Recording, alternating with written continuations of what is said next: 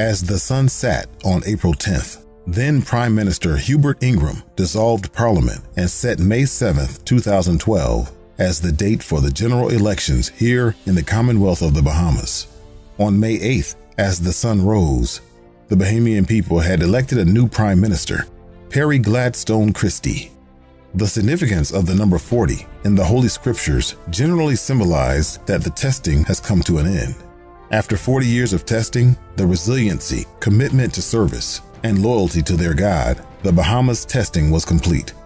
It was said by the late Dr. Miles Monroe that God doesn't just visit the Bahamas, but he lives there. Here are some of the blessings that was bestowed upon God's chosen people, the true children of Israel, the Bahamian people. And most of these marvelous gifts was given within 5 years despite 2 major hurricanes. After 40 years of independence, it was time to start the new journey into the Promised Land. But that journey still had its share of challenges in the form of natural disasters like Hurricane Joaquin and over $200 million in damages. Then there was Hurricane Matthew, a hurricane we will never forget. But the steady hands of this PLP administration didn't lose focus of the Promised Land. Welcome to the next Bahamas. Let's start with the first line of defense of a country and the purchase of 9 new Defense Force vessels at the cost of $232 million. It's been said, if you've got time to spare, fly Bahamas Air. Not anymore.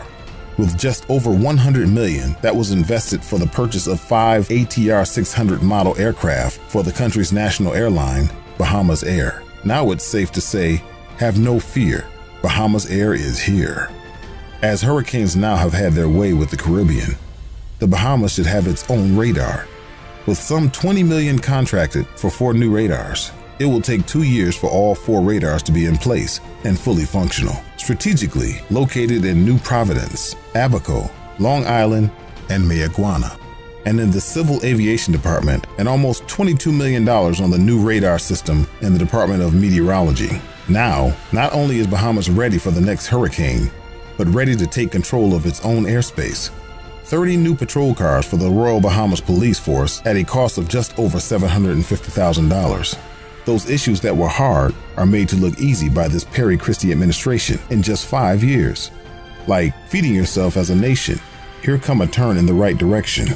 And Andros will nurture our political capital with much more land to spare.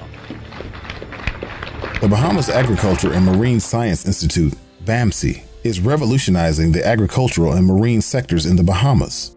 Launched in 2013 as the brainchild of Prime Minister Perry Christie. The University of the Bahamas is the national public institution of higher education in the Commonwealth of the Bahamas, with campuses throughout the archipelago.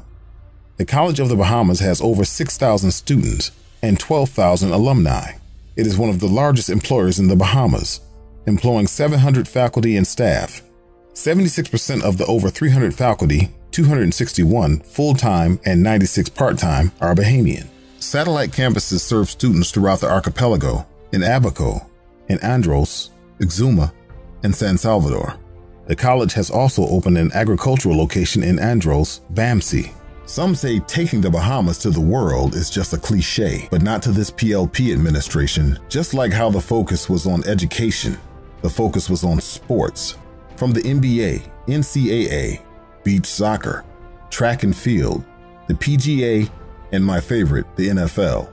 Bahamas in the 3rd edition of the IAAF BTC World Relays in the new mixed event at the 2-day competition at the Thomas A. Robinson National Stadium brought home the gold and taking the Bahamas to the world.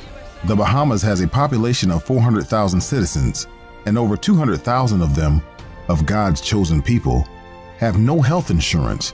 Not anymore. Here comes NHI, National Health Insurance.